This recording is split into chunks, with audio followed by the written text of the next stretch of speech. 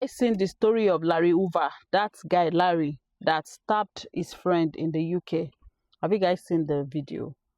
That's what is trending right now.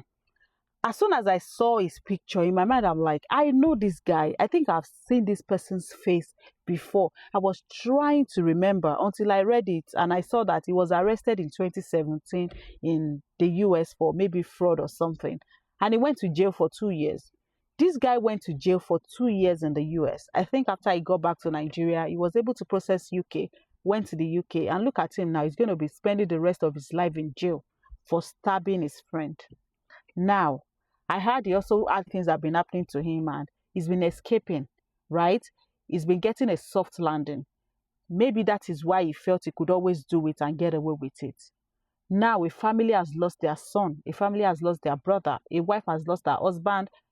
You know, some people have lost their loved ones just because one guy probably couldn't control his anger. Because one thing I always tell you is your major enemy is your emotions. Once you cannot control your emotions, things would always go wrong for you. This guy called Larry, if you look at his background, if anybody that knows him from childhood should come out to speak, I am telling you that maybe he was a spoilt brat.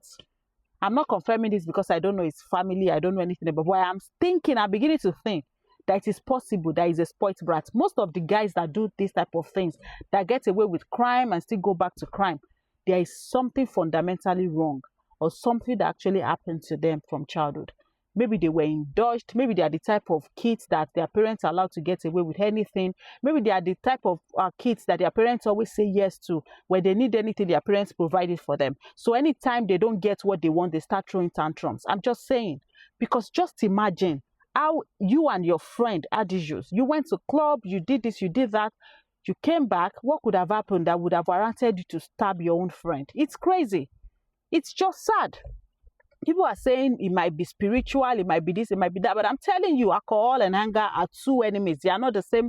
They shouldn't be used at the same time. He was probably intoxicated, and because he's got a bad control over his emotions, maybe that's what happened. I saw the CCTV camera of him trying to leave the apartment. There was the CCTV that got the weapon, the picture of the weapon on his hands, and he probably had blood oozing from his body, or maybe stains. They said it was that CCTV camera that exposed him. Imagine if the CCTV camera was not there. Maybe we would have gotten away with it the same way you must have gotten away with some other things. You know, people don't get second chances. This guy has gotten second and third chance, but at the end of the day, where is he going to be living the rest of his life? In jail. In jail. Is this not crazy? Is this not crazy? So please, I don't know what to say at this point. But at the end of the day, the victim here is the boy, the one who died. The one who died is gone forever. His family would not be seeing him anymore. Look at Larry now. You that went to a jail in the US and God gave you a second chance or maybe a third chance. Look at you. Look at you. He's gone now.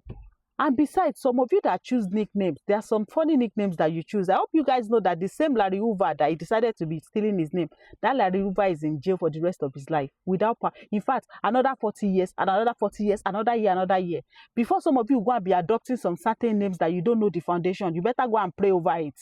AKA Larry Hoover, AKA Don Julio, AKA Kiniko Kiniko.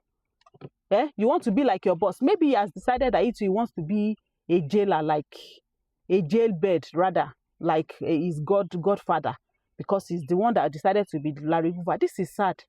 Now look at the type of problem and turmoil he has put his family and friends into. He's got friends, he's got people who love him as well.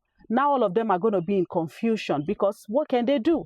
I'm sure he would have somebody that would have been telling him all this while to control his anger, to control his emotions. Most of the time, Nigerians, we don't know that therapy is very important. A guy that went to jail before, he probably came back, he got a soft landing. They did not advise him to go for therapy, to go seek help.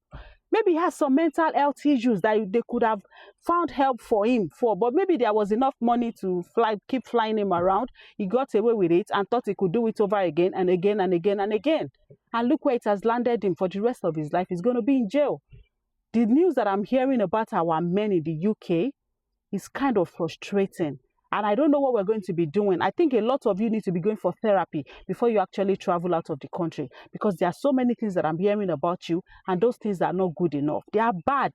Nigerian men, I'm begging you guys, when you get anywhere you are, even in Nigeria, control your emotions. You guys, the only thing you think about is drugs, is alcohol, is girls. You guys can control yourself. Once you have some change like this, some money like this, the fast lifestyle, the fast lane, that's all you care about.